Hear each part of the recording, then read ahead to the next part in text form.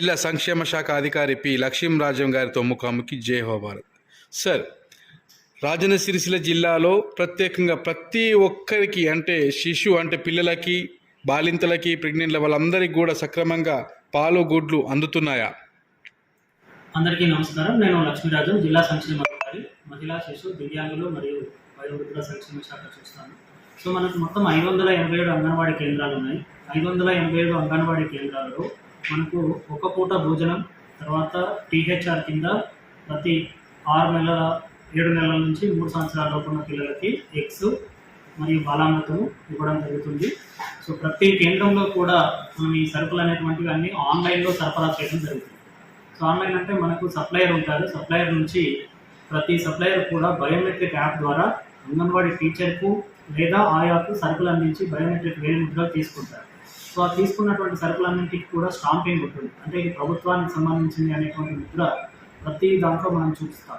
Egg మీద కూడా మనకు స్టాంప్ ఉంటుంది, పప్పు కవర్లో ఉంటుంది, దాని మీద స్టాంప్ ఉంటుంది ప్రభుత్వ సరఫరా అని చెప్పేసి.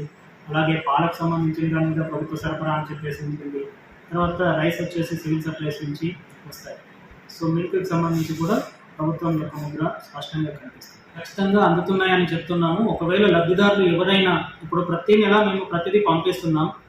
ప్రతి సరుకుల్ని మేము సమయానికి అందేలాగా, ఒకవేళ ఏమైనా గ్యాప్ వచ్చినప్పుడు, టెక్నికల్ గ్యాప్ వచ్చినప్పుడు వెంటనే తిరిగి పంపించేలాగా, అడ్జస్ట్మెంట్ చేసేలాగా కూడా మేము పంపిస్తున్నాం.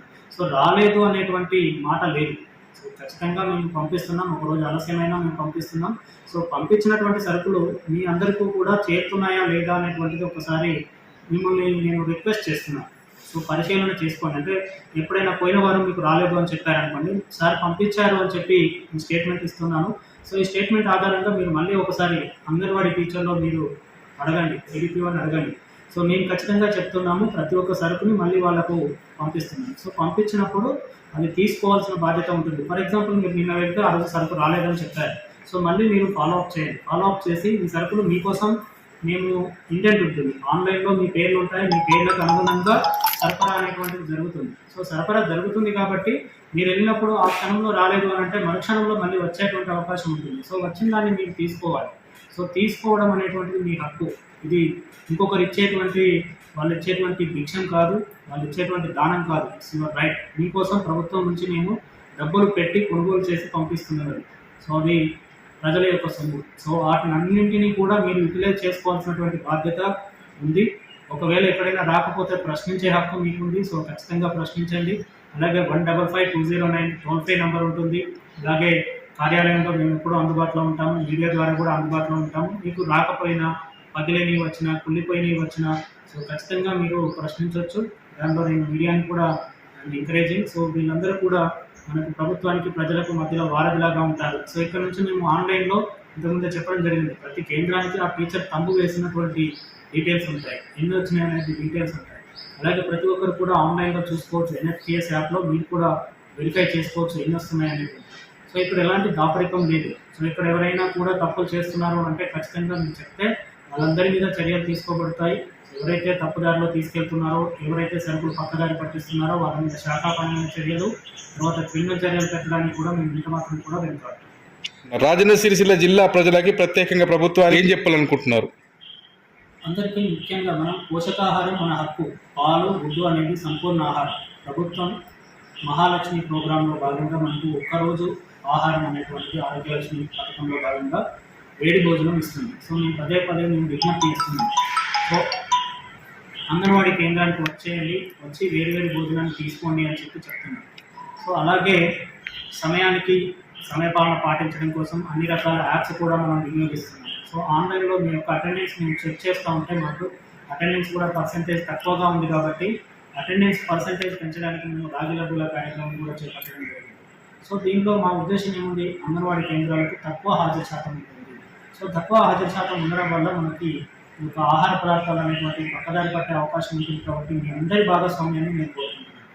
ప్రజలందరూ, ప్రతి గ్రామంలో సర్పంచ్ కావచ్చు, ఎంపీటీసీ కావచ్చు, అక్కడ ఉన్నటువంటి స్థానిక వార్డు మెంబర్లు, రాజకీయ నాయకులు, యువకులు, చదువుకున్న వాళ్ళు, విద్యార్థులు, ప్రతి ఒక్కరిని నేను ఒకటే కోరుతున్నాను. మనకు ప్రతి అంగన్వాడీకి ఆన్లైన్లో ఆహార పదార్థాలు పంపిస్తున్నాం, బయోమెట్రిక్ యాప్ ద్వారా పంపిస్తున్నాం. సో అది మన ఊళ్ళో ఉన్నటువంటి లబ్ధిదారులకు అందుతున్నాయా లేదా ప్రతి ఒక్కరు కూడా వెరిఫై చేయండి.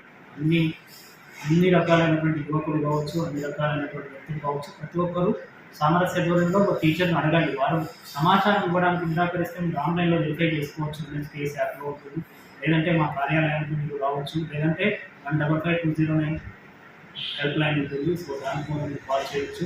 అలాగే ఎవరైనా టీచర్లు ఇంకా దౌర్జన్యం చేసినా, మీకు సమాచారం ఇవ్వకపోయినా మా దగ్గరికి వచ్చి చెప్తే మేము మా దగ్గర నుంచి సమాచారం తీసుకొని మీకు ఇవ్వడం జరుగుతుంది. కాబట్టి మీరు రిలేట్ చేసుకొని మన పోషకాహారం ఇంత కష్టపడి ప్రభుత్వం పంపిస్తుంది, కోట్లాది రూపాయలు మేము ఇక్కడ నుంచి పేమెంట్ చేస్తున్నాం. సో అవి పక్కదారి పట్టకుండా చూసుకోవాల్సినటువంటి బాధ్యత మనందరి మీద ఉంది. సో బయోమెట్రిక్ యాప్ ద్వారా మనం ప్రతి టీచర్కి పంపిస్తున్నాం. ఈరోజు టీచర్ దగ్గర నుంచి తీసుకునేటువంటి బాధ్యత మనందరి మీద ఉంది.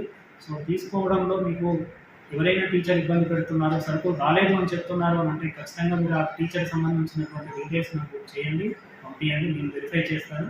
సో ప్రతి ఒక్క కాల్ కూడా నేను మాట్లాడతాను, నేను వెరిఫై చేస్తాను. సో నేను ఎలాంటి అపనమ్మకం లేదు. నా పేరు పి లక్ష్మీరాజం, జిల్లా సంక్షేమ అధికారి, మహిళా శిశు దివ్యాంగులు మరియు వయోవృద్ధుల విభాగము.